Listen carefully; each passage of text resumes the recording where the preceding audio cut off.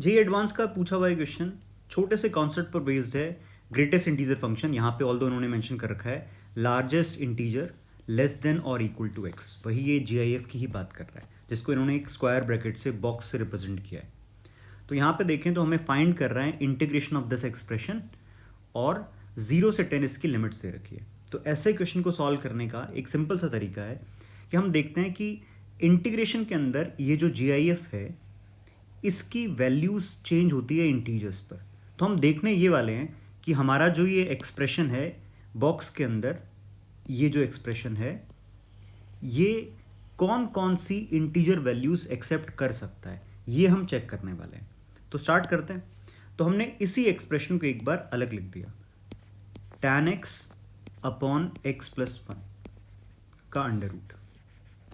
तो अब ध्यान से देखो, x तो हमारा कहां से कहां तक लाई कर रहा है, 0 से 10, ठीक है, ओपन ब्रैकेट में रख देता हूँ, ये हमारी लिमिट्स है, उसके अकॉर्डिंग मैंने x यहाँ पे रख दिया है। अच्छा, ध्यान से देखें तो tan x अपॉन ये जो लिखा हुआ है tan x upon x plus 1, ये जो लिखा हुआ है मेरे पास में, ये एक लीनियर एक्सप्रेशन है, उसके ऊपर ऑल्दो अंडर रूट लगा हुआ है। तो हम इस लीनियर एक्सप्रेशन की पहले रेंज निकाल लेते हैं। तो हमारे पास में है tan x या 10 times x upon x plus 1। अच्छा, अगर हमें ये चीज़ पहले से पता है कि लीनियर अपॉन लीनियर जो एक्सप्रेशन है, ये जो लीनियर अपॉन लीनियर एक्सप्रेशन है, इसकी जो नेचर होता है वो या तो ऑलवेज इंक्रीज करने का नेचर होता है या ऑलवेज डिक्रीज करने का नेचर होता है। तो यहां से अगर मैं चेक करूंगा इसकी वैल्यू 0 पर कितनी आ जाएगी, ध्यान रखना -1 पर फंक्शन नॉट डिफाइंड रहेगा, और -1 के आगे अगर हम देखें, क्योंकि -1 पे नॉट डिफाइंड क्यों हो रहा है, डिनोमिनेटर के 0 होने से, हमें बात करनी है 0 से 10 में, ठीक है। तो 0 से 10 में कोई प्रॉब्लम नहीं है एक्सप्रेशन को, और अगर मैं चेक करूं इसकी वैल्यू 0 पर कितनी आएगी, 0 पे एक्सप्रेशन हो जाएगा पूरा का पूरा 0, और 10 पर वैल्यू कितनी आ जाएगी, ये बनेगा 100 अपॉन 11। अच्छा, अभी तक मैंने सिर्फ सीधा ये देख लिया कि फंक्शन 0 पर कितना है 0, और 10 पर कितना आ रहा है 100/11।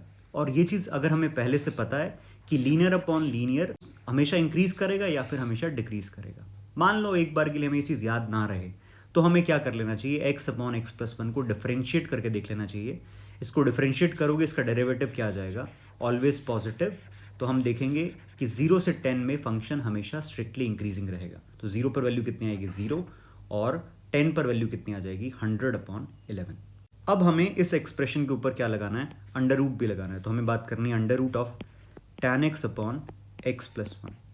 ये कहाँ से कहाँ तक जाएगा, ये जो एक्सप्रेशन है वो जाएगा 0 से अंडर रूट ऑफ 100/11, ठीक है। और इसके ऊपर क्या लगा हुआ है, बॉक्स लगा हुआ है। इस एक्सप्रेशन के ऊपर क्या है, पूरे एक्सप्रेशन के ऊपर बॉक्स है, मतलब जीआईएफ या जेंट। तो ये जो एक्सप्रेशन है ये जा रहा है 0 से लेके अंडर रूट 100/11 तक। तो मतलब रास्ते में वैल्यू क्या आएगी इसकी, 1 भी होगी, 2 भी होगी और 3 भी होगी। तो मैं क्या देख रहा हूँ, जो हमारा जीआईएफ के अंदर का एक्सप्रेशन है वो कौन कौन सी इंटीग्रल वैल्यूज एक्सेप्ट कर सकता है। तो वो एक्सेप्ट कर सकता है 1, 2, 3, और ये 100/11 कितना है, कुछ 9 पॉइंट समथिंग है। तो under root 9 point something 3 point something होगा।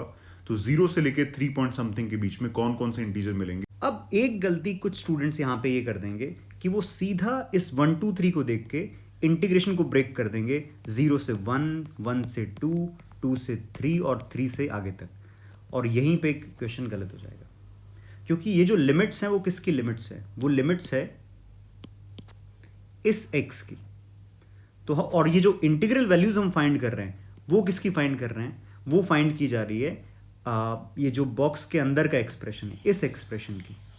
तो हमें लिमिट्स लेके आनी है x के ऊपर, और ये वैल्यूज जो 1, 2, 3 वैल्यूज है वो x की वैल्यूज नहीं है, वो under root of tan x upon x plus 1 की वैल्यूज है। तो ये चीज तो पूरी तरह से क्या है, गलत है, तो इसको हटा देते हैं। तो हम देखने वाले हैं कि 1 कब होगा, जब tan x upon x plus 1 कितना होगा, 1 होगा। यहां से x कितना आ जाएगा 1/9। फिर tan x upon x plus 1 जब 4 होगा तभी तो under root of that will be 2। तो यहां से आ जाएगा x इज 2/3। और 3 कब होगा, जब tan x upon x plus one क्या होगा 9, मतलब जब x कितना आ जाएगा 9 आ जाएगा। अब हमें समझ में आ गया कि हमें हमारे डेफिनेट इंटीग्रेशन के लिमिट्स को इन नंबर्स पर ब्रेक करना है। तो ये मैंने लिखा I is equal to integration 0 to 1/9, फिर 1/9 से 2/3, फिर 2/3 से 9 और फिर 9 से 10। 0 से 1/9 के बीच में जो हमारा बॉक्स के अंदर का एक्सप्रेशन है वो 0 से 1 के बीच में लाई करेगा।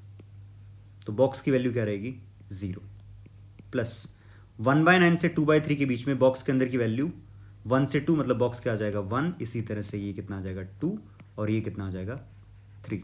अब ये क्वेश्चन ऑलमोस्ट सॉल्व हो चुका है, बस इसकी वैल्यूज निकाल के हमें रखनी है। तो ये कितना आ जाएगा 0 plus 2/3 minus 1/9 plus twice of 9 minus 2/3 plus thrice of 10 minus 9। ये बनेगा 5/9 प्लस 50/3 प्लस 3।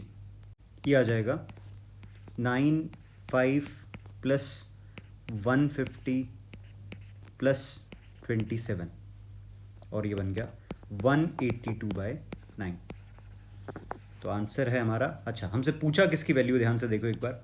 हमसे जो पूछा है क्वेश्चन में वो है 9i की वैल्यू। 9i हमसे पूछा है और हमने फाइंड कर ली है i की वैल्यू कितनी है 182/9। तो यहाँ से 9i कितना आ जाएगा 182। यही हमारा आंसर है।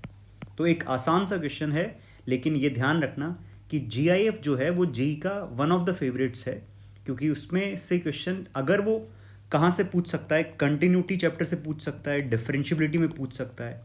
इसके अलावा अगर यहाँ पर क्वेश्चन नहीं पूछता है जेई, तो उसके पास में एक और जगह रहती है डेफिनेट इंटीग्रेशन, एरिया, और इन चारों में से कभी ना कभी कहीं ना कहीं से जेई एडवांस GIF पर क्वेश्चन पूछ ही लेता है।